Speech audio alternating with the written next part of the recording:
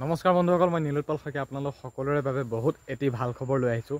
বহুতে বিচাৰি আছে যে অসম পুলিচৰ নিউ ভেকেন্সি কেতিয়া ল'ব।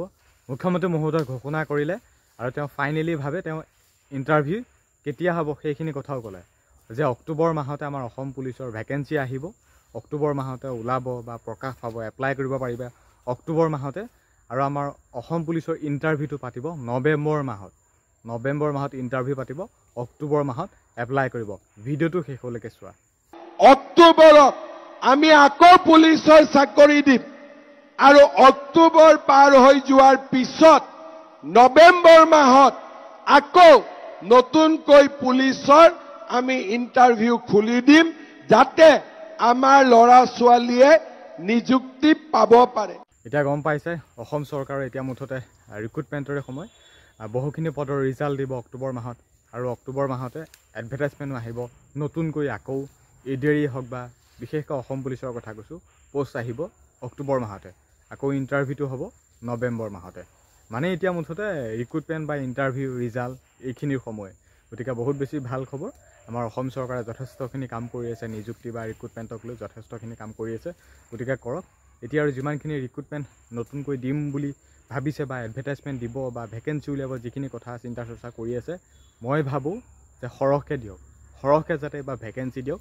এইবাৰ যিমানখিনি ওলাইছে যাতে তাতকৈ যাতে বহুখিনি ভেকেন্সি দিয়ক, যাতে অংশগ্ৰহণ কৰিও ভাল লাগে, ইণ্টাৰভিউটো দিও ভাল লাগে আৰু চিলেকশ্যন পাবলৈও যাতে অলপমান সহজ হয়। সেইখিনিৰ প্ৰতি লক্ষ্য ৰাখি যাতে এইবাৰ ভেকেন্সি অলপমান সৰহ কৰি দিয়ে।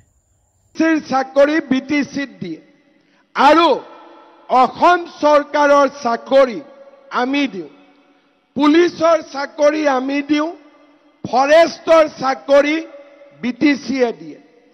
এতিয়া আপোনালোকে BTCৰ চাকৰি পায় নাপায় মই নাজানো।